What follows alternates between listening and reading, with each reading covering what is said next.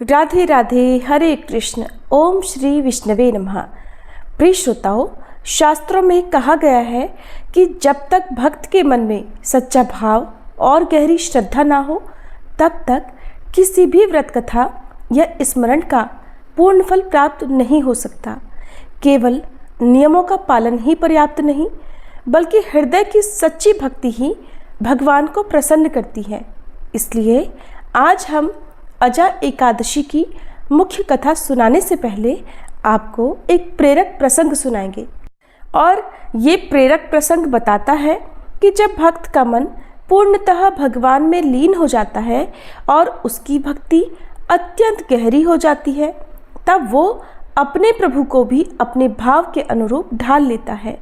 भगवान स्वयं भक्त के हृदय में बसे भाव के अनुसार रूप धारण कर लेते हैं और उसकी श्रद्धा को सार्थक कर देते हैं। तो आइए पहले हम सब मिलकर इस प्रेरणादायी प्रसंग का श्रवण करें और इसके बाद आपको अजा एकादशी की पावन कथा सुनने का सौभाग्य प्राप्त होगा, जिससे आपके जीवन में भी हरि कृपा और पुण्य का आलोक फैलेगा। प्रताप राय जी एक बहुत बड़े भक्त थे। उनका कुल परंपरा से कर्ज देने का व्यापार था, यानी वो दूसरे लोगों को कर्ज दिया करते थे। लोग उनके यहाँ पर स्वर्ण आभूषण आदि रखकर पैसे ले जाया करते और बाद में ब्याज सहित मूलधन देकर अपने आभूषण वापस ले जाते। प्रताप राय जी निरंतर नाम जप और भगवत आराधना में मगन रहते।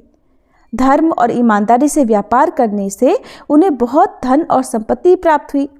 वो उससे संतों की सेवा और भंडारे आदि आयोजित करते थे। उनका बढ़ता यश देखकर लोग उनसे ईर्ष्या करने लगे और मिलकर उनके विरुद्ध योजना बनाने लगे। भगवान ही लोगों के हृदय में जलन उत्पन्न करके अपने भक्त की परीक्षा लेते हैं। वहां के काजी और 3 और लोगों ने मिलकर प्रताप राय जी को नष्ट करने का, उनके व्यापार में उन्हें नुकसान पहुंचाने का निश्चय किया। अगले दिन उनमें से एक व्यक्ति उनके यहाँ कर्ज लेने गया। उसने पत्थरों से भरी एक झोली देकर कहा कि उसे उसकी बेटी की शादी के लिए 10,000 मुद्राएं चाहिए। प्रताप राय जी ने जब कुछ गिरवी रखने के बारे में पूछा तो उसने वही झोली दिखाते हुए इशारा किया कि इसमें स्वर्ण आभूषण है। प्रताप राय जी उस पर विश्वास करते हुए बोले, सामने पड़े हुए बक्से में ये झोली रख दो और धन ले जाओ और ब्याज सहित वापस करके वहीं से झोली ले जाना। थोड़ी देर के बाद 2 और लोग आए और ऐसे ही कंकड़ों से भरी झोली के बदले प्रताप राय जी से स्वर्ण मुद्राएं लेकर चले गए। 5 दिन बाद तीनों एक एक करके वापस आए और ब्याज सहित धन लौटाने लगे। प्रताप राय जी ने धन लेकर उन्हें वही बक्से से अपनी अपनी झोली ले जाने को कहा। झोली में तो कंकड़ पत्थर ही भरे हुए थे। तो पहला आदमी चिल्ला चिल्लाकर प्रताप राय जी पर आरोप लगाने लगा, अरे देखो, ये माला पकड़े कैसा भक्त बनने का नाटक करता है। मेरी झोली से आभूषण निकालकर कंकड़ पत्थर भर दिए। लोगों ने सुना तो आश्चर्यचकित होने लगे। इतने में बाकी दोनों भी आकर अपनी अपनी झोली में पड़े कंकड़ पत्थर सबको दिखाने लगे। अब तो वहां हाहाकार मच गया। तीनों की बातें सुनकर अब तो सभी को विश्वास हो गया कि हो ना हो ये प्रताप राय जी तो सच में पाखंडी हैं। और अब सबका विश्वास उन पर से उठ गया, क्योंकि उन्होंने सोचा कोई एक झूठ बोलेगा, 2 झूठ बोलेगा, लेकिन इतने सारे लोग तो झूठ नहीं बोल सकते कि आभूषण के बदले कंकड़ पत्थर वापस लौटाए हैं। अब वहाँ का काजी जिसने मिलकर ये योजना बनाई थी वो बादशाह के पास गया और प्रताप राय को दंड दिलाने की बात रखने लगा। आदेश हुआ कि प्रताप राय जी को बंदी बना लिया जाए और उनकी सारी संपत्ति जब्त कर ली जाए। प्रताप राय जी संपत्ति जब्त होने की बात जानते ही अपनी पत्नी से बोले, ठाकुर जी को लेकर तुरंत अपने मायके चली जाओ। उनका भोग पूजा आदि नहीं रुकना चाहिए। उनको बचाओ, हम तो जेल में जैसा कष्ट आएगा भोग लेंगे। प्रताप राय जी की पत्नी ने ऐसा ही किया। उधर बादशाह के सैनिकों ने प्रताप राय जी की सारी संपत्ति जब्त कर ली और उन्हें बंदी बनाकर जेल में डाल दिया। प्रताप राय जी को संपत्ति की कोई चिंता नहीं थी। उन्हें चिंता थी तो केवल और केवल अपने ठाकुर जी की और उनकी सेवा की। तब कुछ लोगों ने बादशाह को बताया कि इन्होंने अपनी पत्नी और ठाकुर जी को तो मायके भिजवा दिया है और उनके ठाकुर जी की मूर्ति तो अष्ट धातु की है, बड़ी महंगी है। इसीलिए तो प्रताप राय ने पत्नी को उसे ले जाने को कह दिया। अब जब बादशाह को पता चला तो बादशाह ने उनकी पत्नी को ही मायके से ठाकुर जी सहित बंदी बना लाने का आदेश दे दिया। अब सैनिकों ने उनकी पत्नी को भी जेल में डाल दिया और ठाकुर जी को संपत्ति मानकर बाकी सामान के साथ गोदाम में बंद कर दिया। प्रताप राय जी पत्नी को हथकड़ियों में देखकर सब कुछ समझ गए। वह एकांत भाव होकर भगवान से प्रार्थना करने लगे, प्रभु आज तक आपसे कुछ नहीं मांगा, न ही कभी कोई शिकायत की, पर आज आपको गोदाम में बंद कर दिया गया है, जहाँ पर हम आपको न तो भोग लगा सकते हैं और न आपकी कोई सेवा ही कर सकते हैं। हम आपको अपने प्राणों से भी अधिक प्यार करते हैं और आपको हो रहा ये कष्ट हमें सहन नहीं हो पा रहा। कुछ उपाय कीजिए प्रभु, जिससे आपको भोग लगाना ना रुके, नहीं तो मैं जीवित नहीं रह पाऊंगा। अगर आपके भोग की व्यवस्था यहीं हो जाए तो चाहे आप हमें आजीवन जेल में रखिए, हमें कोई परवाह नहीं। भगवान प्रताप राय जी का ये भाव देखकर बहुत प्रसन्न हुए कि इस स्थिति में भी इसे मेरी चिंता है। पत्नी सहित बंदी बना लिए गए, इतना अपमान हुआ, सारी संपत्ति जब्त हो गई, फिर भी मेरे भोग की ही चिंता है। तत्काल भगवान ने उनका समर्पण देखते हुए अपना साक्षात्कार उन्हें कराया। प्रभु ने उन्हें जेल में ही दर्शन दिए। वहाँ का एक जमींदार प्रताप राय जी के समर्थन में बादशाह के सामने आया। ऐसी भगवत लीला हुई और फिर वह बोला, प्रताप राय जी के प्रति कोई पाखंड रचा गया है महाराज, क्योंकि वो तो ऐसा कभी नहीं कर सकते। उन तीनों की सही से दोबारा जांच होनी चाहिए। बादशाह ने तीनों को धमकी देते हुए कहा कि अगर सच नहीं बोलोगे तो फांसी पर चढ़ा दिए जाओगे। तब तीनों ने बताया कि झोली में कंकड़ उन्होंने स्वयं रखे थे और ये सब काजी की ही योजना थी। बादशाह ने तुरंत काजी को बुलवाकर उसे दंड दिया और उन तीनों को भी बंदी बनाने का आदेश दिया। साथ ही साथ प्रताप राय जी की पूरे नुकसान सहित सब अर्थ और संपत्ति वापस लौटाई और बड़े सम्मान सहित उन्हें वहां से रिहा कर दिया गया। भक्त के जीवन में भगवान ऐसी ऐसी विपत्तियों की लीलाएं अपना साक्षात्कार कराने के लिए ही तो रचते हैं, इसीलिए तो उनके जीवन में सबसे अधिक कष्ट दुख भेजते हैं। प्रताप राय जी और उनकी पत्नी दोनों को जेल में ही भगवत का साक्षात्कार हुआ। भाद्रपद मास का समय था और ये महीना वर्षा ऋतु का हृदय कहलाता है। चारों ओर हरियाली छा जाती है, खेत खलिहान लहराने लगते हैं, झिंगुरों की गूंज और मेघों की गड़गड़ाहट वातावरण को भक्ति और रहस्य से भर देती है। ऐसे ही भादों के पावन प्रभात काल में जब सूर्य की पहली किरणें गंगा तट पर सुनहरी आभा बिखेर रही थी, उस समय हस्तिनापुर का राजमहल भी शांति और गंभीरता से आलोकित हो रहा था। धर्मराज युधिष्ठिर उस सुबह गहन चिंतन में डूबे हुए थे। उनके हृदय में प्रश्नों का सागर उमड़ रहा था। कौन सा व्रत मनुष्य को पाप मुक्त कर सकता है? कौन सा साधन मोक्ष और कल्याण का मार्ग प्रशस्त करता है? इन्हीं विचारों के बीच अचानक महल का वातावरण एक दिव्य सुगंध से भर गया और उसी क्षण राजसभा में अवतरित हुए भगवान श्री कृष्ण नीलवर्ण पीतांबरधारी, करुणा और माधुर्य से भरे हुए, उनके चरण पड़ते ही महल का कोना कोना पवित्र हो उठा। धर्मराज हाथ जोड़कर खड़े हो गए और प्रणाम कर बोले, हे माधव, मेरे हृदय में उठे इन प्रश्नों का समाधान अब आप ही केवल कर सकते हैं।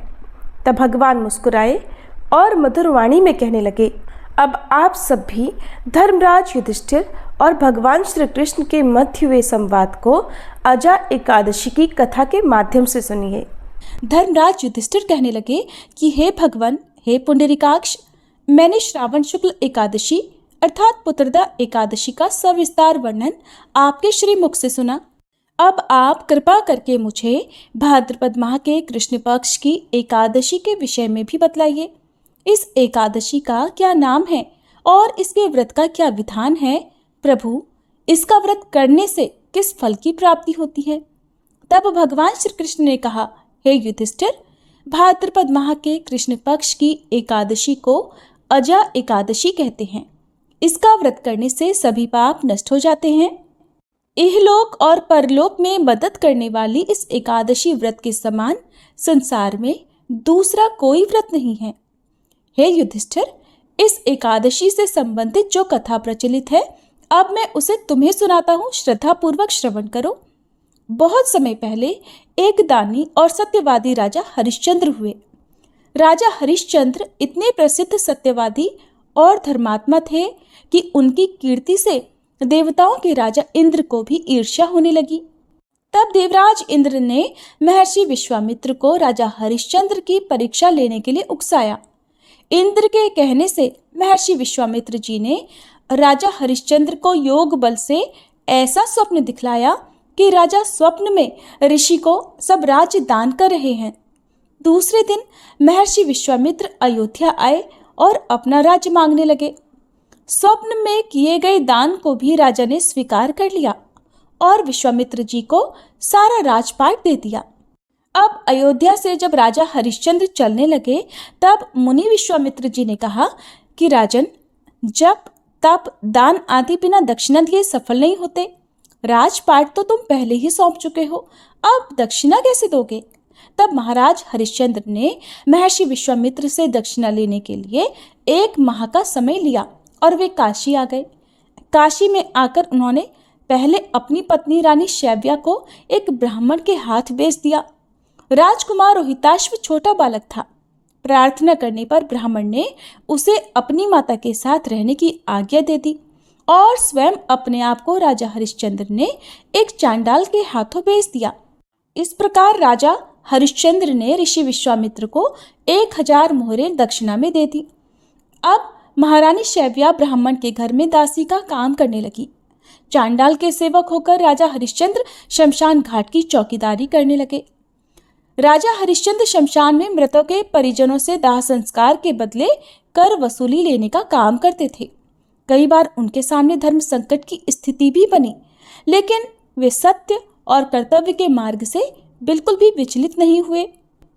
फिर एक दिन शमशान भूमि की तरफ गौतम ऋषि आ गए। राजा ने ऋषि को प्रणाम किया। गौतम ऋषि ने कहा कि राजन, किसी पूर्व जन्म के पाप के कारण आपकी ये दशा हुई है। यदि तुम भाद्रपद कृष्ण पक्ष की एकादशी का व्रत करो और अजय एकादशी व्रत की कथा सुनो, तो तुम्हारा इस स्थिति से उद्धार हो जाएगा। राजा ने ऋषि की बात मानी और अजय एकादशी का व्रत करने लगे। एक दिन राजकुमार रोहिताश्व ब्राह्मण की पूजा के लिए फूल चुन रहा था कि उसे एक सांप ने डस लिया। सांप का विष झटपट राजकुमार के शरीर में फैल गया और राजकुमार रोहिताश्व धरती पर गिर पड़ा। उसकी माता महारानी शैव्या को अब न कोई धीरज बंधाने वाला था और न ही उनके पुत्र की देह को शमशान पहुंचाने वाला था। तब रानी शैव्या रोती बिलखती पुत्र के शव को लेकर शमशान में पहुंची, तो पुत्र के शव को देखकर राजा हरिश्चंद्र का कलेजा भर आया, क्योंकि उस समय राजा शमशान घाट में मृतों के शवों का दाह संस्कार करने का काम किया करते थे। इसलिए अपनी पत्नी से अपने पुत्र की मृत्यु का सारा वृतांत सुनकर राजा हरिश्चंद्र ने कहा कि रानी, इस समय मैं अपने कर्तव्य में बंधा हुआ हूँ। जो भी यहाँ दाह संस्कार के लिए आता है उसे कर के रूप में कुछ न कुछ देना ही पड़ता है। अब रानी के पास तो देने के लिए कुछ भी नहीं था। राजा हरिश्चंद्र को बड़ा दुख हुआ, किंतु वे अपने धर्म पर स्थिर बने रहे। दोनों ही इस दुख की घड़ी में भगवान को याद कर रहे थे। जब राजा हरिश्चंद्र ने अपनी पत्नी को दाह संस्कार नहीं करने दिया, तब रानी ने अपनी आधी साड़ी चीरकर राजा हरिश्चंद्र को कर के रूप में दे दी। भगवान भी ये सब कुछ देख रहे थे। तब राजा हरिश्चंद्र की कर्तव्य परायणता को देखकर वहां भगवान नारायण, देवराज इंद्र, धर्मराज आदि देवता और महर्षि विश्वामित्र प्रकट हो गए। उन्होंने उनके मृत पुत्र को फिर से जीवित कर दिया और राजा हरिश्चंद्र को उनका खोया हुआ राज्यपाट भी वापस लौटा दिया। तो इस प्रकार अजय एकादशी व्रत के पुण्य प्रभाव से राजा हरिश्चंद्र के समस्त दुखों का निवारण हो गया। सत्य के प्रभाव से राजा हरिश्चंद्र महारानी शैव्या के साथ भगवान के धाम में चले गए। महर्षि विश्वामित्र ने राजकुमार रोहिताश्व को अयोध्या का राजा बना दिया। भगवान श्री कृष्ण कहते हैं, हे राजन, ये सब अजय एकादशी के प्रभाव से ही हुआ। इसलिए जो मनुष्य यत्न के साथ विधिपूर्वक इस व्रत को करते हुए रात्रि जागरण करते हैं, उनके समस्त पाप नष्ट होकर अंत में वे स्वर्ग लोक को प्राप्त होते हैं। इस प्रकार महल में उपस्थित सभी पांडवों ने अजा एकादशी कथा का श्रवण किया और उनके हृदय में भी हरि भक्ति का प्रकाश भर गया। युधिष्ठिर महाराज ने हाथ जोड़कर कहा, हे माधव, आज आपने मेरे मन के संशय दूर कर दिए और धर्म का वास्तविक मार्ग दिखा दिया। प्रिय श्रोताओ, अजा एकादशी की कथा श्रवण करने मात्र से ही पाप नष्ट होते हैं और पुण्य की प्राप्ति होती है। आइए हम सभी मिलकर यही प्रार्थना करें कि भगवान श्री हरि विष्णु और श्री कृष्ण की कृपा से हम सभी के जीवन में धर्म, प्रेम और कल्याण का संचार हो। हरे कृष्ण हरे राम। अब सुनिए 11 माता की कथा।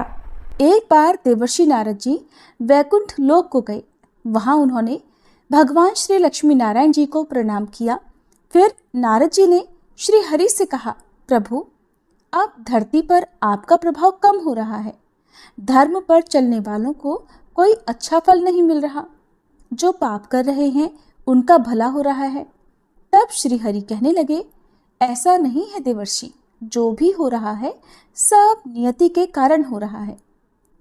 श्री हरि की बात सुनकर नारद जी बोले, प्रभु, मैं तो देखकर आ रहा हूँ कि पापियों को तो अच्छा फल मिल रहा है, लेकिन भला करने वाले और धर्म के रास्ते पर चलने वाले लोगों को बुरा फल मिल रहा है, उन्हें दुख भोगने पड़ रहे हैं। भगवान ने कहा, देवर्षि, कोई ऐसी घटना बताओ जिससे तुम्हें ये लग रहा हो। नारद जी कहने लगे, प्रभु, अभी अभी मैं एक जंगल से आ रहा हूँ। वहाँ पर एक गाय दलदल में फंसी हुई थी। कोई भी उसे बचाने वाला नहीं था। थोड़ी ही देर के बाद मैंने देखा कि एक चोर उधर से गुजरा। दलदल में फंसी हुई गाय को देखकर वो रुका तक नहीं, बल्कि उस गाय पर पैर रखकर वह दलदल से भरा हुआ गड्ढा लांघकर आगे निकल गया। आगे गया तो उस चोर को सोने की मोहरों से भरी एक थैली मिली। थोड़ी ही देर बाद वहाँ पर एक साधु महाराज आए। उन्होंने उस गाय को दलदल में फंसा देखा तो गाय को बाहर निकालने की पूरी कोशिश की और पूरी ताकत लगाकर आखिरकार उस गाय को निकाल लिया। गाय को बाहर निकालने के प्रयास में वह साधु महाराज खुद दलदल से लथपथ हो गए थे।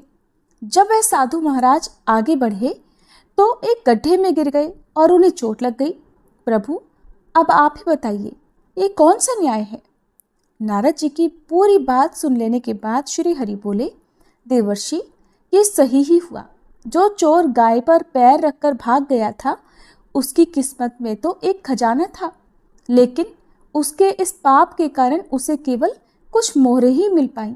वहीं उन साधु महाराज को गड्ढे में इसलिए गिरना पड़ा क्योंकि उनके भाग्य में उस समय मृत्यु लिखी हुई थी। लेकिन एक गाय को बचाने के कारण, दलदल से बाहर निकालने के कारण उनके पुण्य बहुत अधिक बढ़ गए और उनकी मृत्यु बस एक छोटी सी चोट में बदल गई। इंसान के कर्म से ही उसका भाग तय होता है देवर्षि, इसलिए अच्छे कर्म करना कभी भी नहीं छोड़ना चाहिए। श्री हरि की बात सुनकर देवर्षि नारद मुस्कुराते हुए और प्रभु को प्रणाम करते हुए नारायण नारायण कहकर प्रभु की रचाई हुई सृष्टि की अन्य लीलाएं देखने के लिए चल पड़े। प्रेम से बोलिए श्री लक्ष्मी नारायण भगवान की जय। अब सुनिए एकादशी माता की कथा। इस कथा को सुनने से ही एकादशी का व्रत पूरा माना जाता है। श्रोताओं, एक बार एक बूढ़ी माँ ने एकादशी का उपवास रखा। बड़े ही भक्ति भाव से वह एकादशी की पूजा किया करती थी। वे बूढ़ी हो चुकी थी। उन्हें वृद्धावस्था में कोई भी ऐसी वस्तु नहीं चाहिए थी जो वे एकादशी का उपवास रखती, क्योंकि एकादशी का उपवास रखने से तो श्री हरि की कृपा से सब कुछ मिल जाता है। वो बूढ़ी माँ तो अपने बच्चों के लिए, अपने परिवार की सुख सुविधा के लिए इतना कठिन व्रत रखती थी।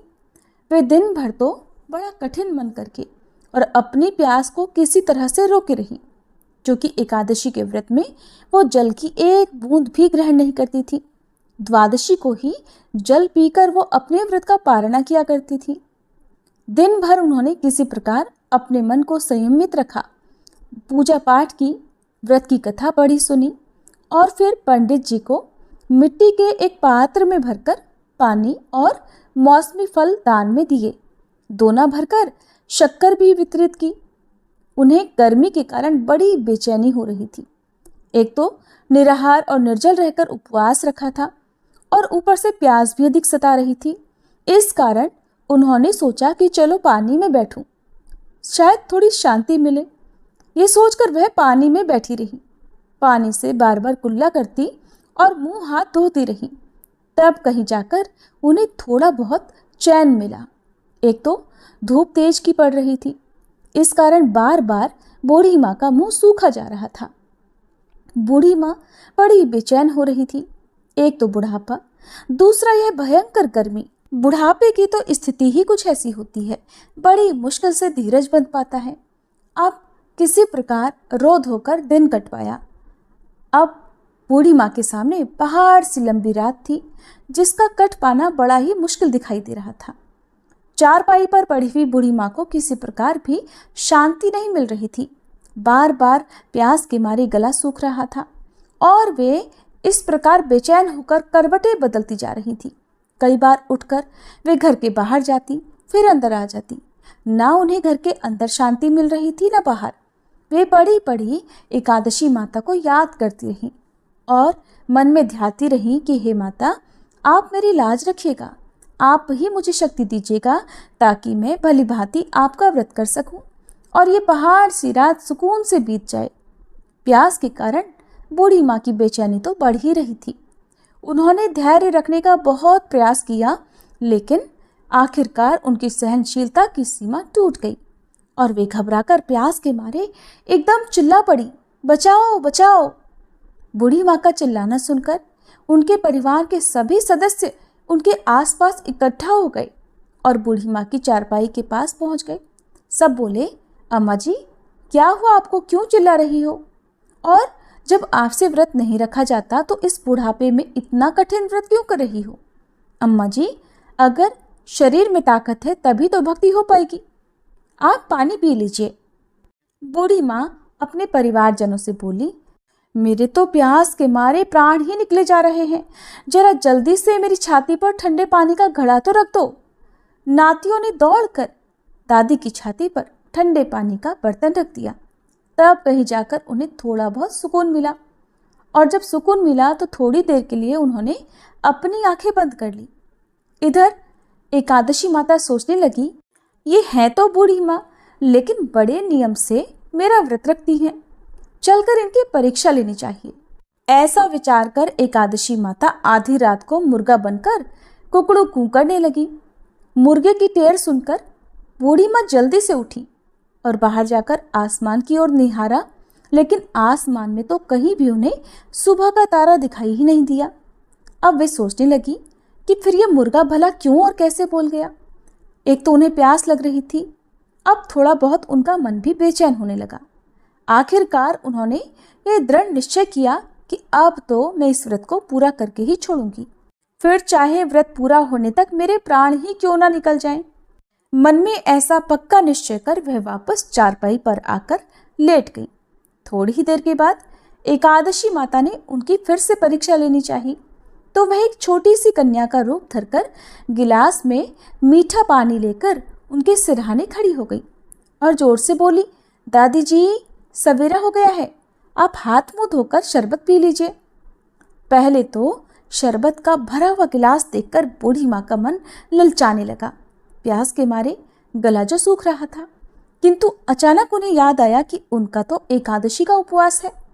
फिर उन्होंने सोचा कि अभी तो वे किसी भी तरह से ये शरबत नहीं पी सकती और फिर वे चुपचाप वापस अपनी चारपाई पर लेट गईं। जैसे ही उनकी आंख लगी तभी उन्हें एहसास हुआ कि मानो किसी ने उन्हें पानी से भरे हुए कुएं में पटक दिया हो। वे बहुत देर तक उस कुएं में हाथ पांव चलाती रहीं, लेकिन इस बीच उन्होंने अपने मुंह में पानी की एक बूंद भी नहीं जाने दी, क्योंकि उनका एकादशी का उपवास जो था और वे पक्के निश्चय के साथ अपना व्रत पालन करती रही। थोड़ी ही देर में उन्हें ऐसा लगा मानो सामने आग जल रही हो। आग के कारण बड़ी भारी गर्मी लगने लगी।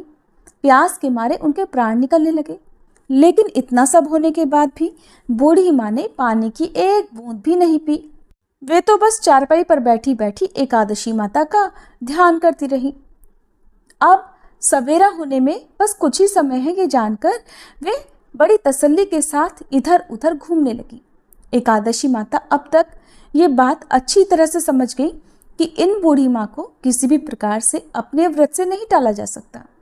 वे उनके सत्य व्रत को भली भांति समझ गई थी।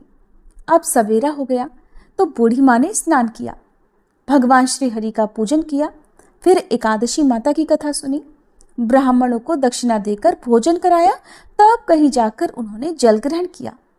कन्याओं को भोजन कराने के बाद बूढ़ी माँ ने फिर स्वयं भोजन किया और उस श्रेष्ठ व्रत के प्रभाव से बूढ़ी अम्मा की आयु में वृद्धि हो गई, उनकी आयु बढ़ गई। उनका घर परिवार हरा भरा हो गया। अब उनके घर में किसी भी चीज का कोई अभाव नहीं रहा। उनका घर हर प्रकार के सुख साधनों से भर गया। नाती नातिन से उनका घर भर गया और वे उसी दिन से 12 महीने की एकादशी का व्रत करने लगी।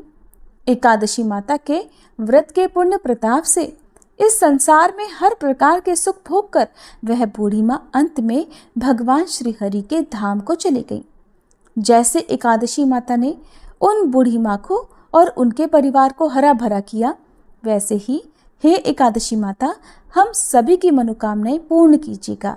कथा समाप्त। प्रेम से बोलिए 11 माता की जय। श्री विष्णु भगवान की जय। अजा एकादशी की जय। अब सुनिए 11 माता की आरती। ओम जय एकादशी माता मैया, जय एकादशी माता। विष्णु पूजा व्रत को धारण कर शक्ति मुक्ति पाता। ओम जय एकादशी माता। तेरे नाम गिनाऊं देवी, भक्ति प्रदान करनी।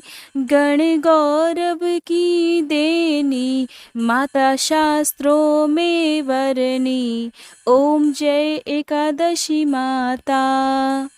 मार्गशीर्ष के कृष्ण पक्ष की उत्पन्ना विश्वतारिणी जनमी।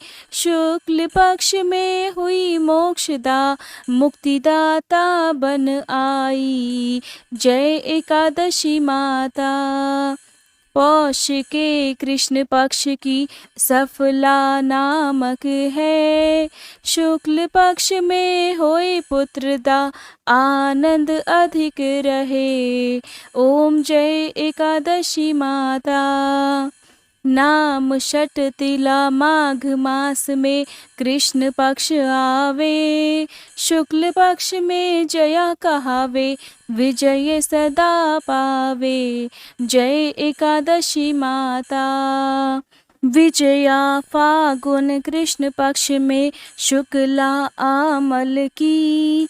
पाप मोचनी कृष्ण पक्ष में चैत्र महाबली की। ओम जय एकादशी माता। चैत्र शुक्ल में नाम कामदा, धन देने वाली। नाम बरूथनी कृष्ण पक्ष में वैशाख महावाली। ओम जय एकादशी माता। शुक्ल पक्ष में होए मोहनी, अपरा ज्येष्ठ कृष्ण पक्षी। नाम निर्जला सब सुख करनी, शुक्ल पक्ष रखी। जय एकादशी माता। योगिनी नाम आषाढ़ में जानो, कृष्ण पक्ष करनी। देव शयनी नाम कहायो, शुक्ल पक्ष धरनी। जय एकादशी माता। कामिका श्रावण मास में आवे, कृष्ण पक्ष कहिए। श्रावण शुक्ला होए पवित्रा, आनंद से रहिए। जय एकादशी माता। अजा भाद्रपद कृष्ण पक्ष की परिवर्तनी शुक्ला। इंद्रा आश्विन कृष्ण पक्ष में व्रत से भव सागर निकला, जय एकादशी माता। पापांकुश है शुक्ल पक्ष में आप हरनहारी, रमा कार्तिक में आवे सुखदायक भारी। ओम जय एकादशी माता। देवोत्थानी शुक्ल पक्ष की दुख नाशक मैया, पावन मास में करो विनती पार करो नैया। ओम जय एकादशी माता। परमा कृष्ण पक्ष में होती जन मंगल करनी, शुक्ल पक्ष में होए पद्मनी दुख दारिद्र हरनी। ओम जय एकादशी माता। जो कोई आरती एकादशी की भक्ति सहित गावे, जन गुरदिता स्वर्ग का वासा निश्चय वह पावे। ओम जय एकादशी माता। मैया जय एकादशी माता। ओम जय एकादशी माता।